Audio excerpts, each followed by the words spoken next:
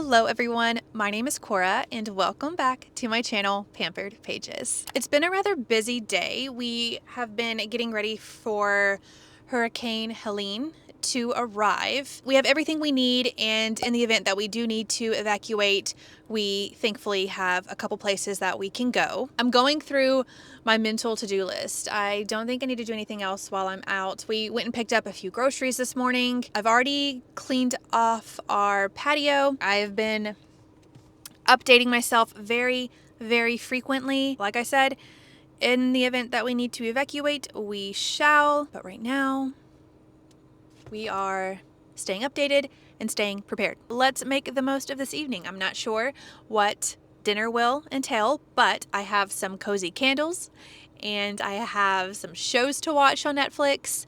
I am currently watching Gilmore Girls for the first time. This has been an ongoing event, like over a year. I'm only in season 2. I watch it very sparingly, but last night I think I watched 4 or 5 episodes. I'm on a roll, so I'm going to continue this trend. I remember watching an episode here or there when I was growing up, but I've never watched it like I'm watching it now, so it's been fun. Bookish wise, I am currently reading The 7 Husbands of Evelyn Hugo by Jenkins Reid, and I haven't got to sit down and read as much as I would like this past week. It's just been very busy. I'm going to go home, get even more comfy than I am now. Let's see, it's almost, what time is it? Okay, dinner will be in a few hours. Getting ahead of myself.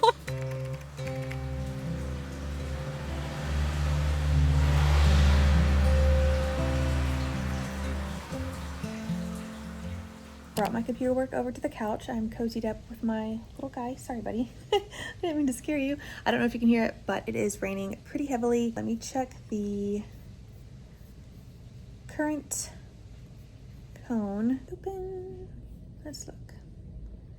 Okay, no significant changes, but there will be a new update coming soon. All right, I'm going to finish this up and start something for dinner.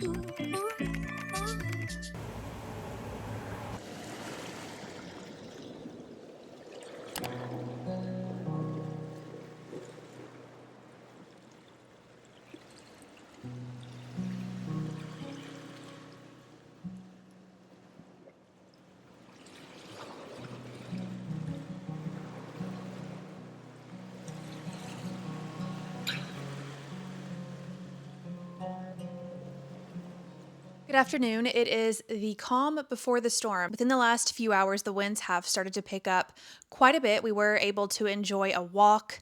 So was our dog. Quite a few walks, actually. Tonight, specifically, things will definitely pick up. But since I'm inside today and not really doing much, I thought it would be fun to talk about some of my recent reads and a little bit about what I'm currently reading, which I mentioned yesterday. First up, I have The Viscount Who Loved Me by Julia Quinn. I spoke about this book in my recent Triad chapter video. It was my current read at the time. This is the second book in the Bridgerton series, and it follows Anthony and Kate. I think I mentioned this when I finished The Duke and I, which is book 1, but I really enjoy the dynamic between the Bridgerton siblings and the dialogue. I feel like Colin has such great comedic timing. I'm really looking forward to his book. Next up, though, is going to be Benedict's story. I'm not sure when I will get to that book. Maybe, hopefully, sometime this winter. I definitely want to read that one before the end of the year, though. Next up, I finished reading Malibu Rising by Jenkins Reid. This is my first Jenkins Reid, and it was the book I selected in my Triad chapter video.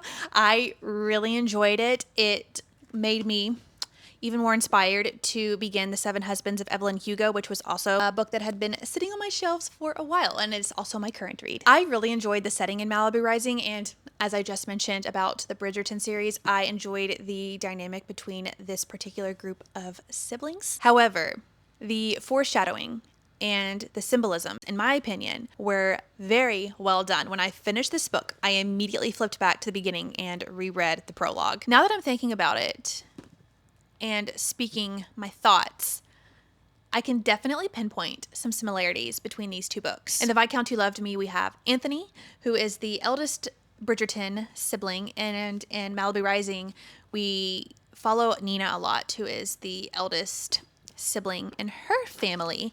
We follow the other siblings as well, but there's a lot of focus on her. Loss is also a prevalent theme in both books, which is another similarity. However, the last book that I finished reading, and this was the book that was the highlight in my recent My Ideal Night, and that is The Sunken City by Emma Noyes. This is the first book in the Sunken City trilogy, and I was very eager to see if I was going to enjoy this book. In my first impressions video, which I will leave below, I read the first part. This book was broken into 5 parts, so I read the first 60-ish pages, give or take. How many pages? 65. So there we go. So I read, I feel, a good amount, and at that current moment, I was really invested in seeing what was going to happen to Amare, who is the main character. I am intrigued. I really want to learn more about this underwater world, this underwater kingdom, the Sunken City, Amare's family, her friends, her relationships. We have quite a bit going on. We have pirate ships and pirates above and below. We have underwater kingdoms. We have witches. We have fish, you know, things that are normally underwater, but there's a lot going on. There's also a character named Cora, so I'm a little biased, but I need to find out what happens to her. I think this is a trilogy that I do want to continue with. I'm not sure when. I do have the books, the next 2 books on my wish list, so plans are in the works. That was my little informal wrap up regarding my recent reads. As I've already mentioned a couple times in this video, I am currently reading The 7 Husbands of Evelyn Hugo by Jenkins Reid. I am very much still in the beginning. We are just now starting to get to know Evelyn. I am going to hopefully have a little productive reading sesh, especially now that we are definitely indoors for the rest of the day.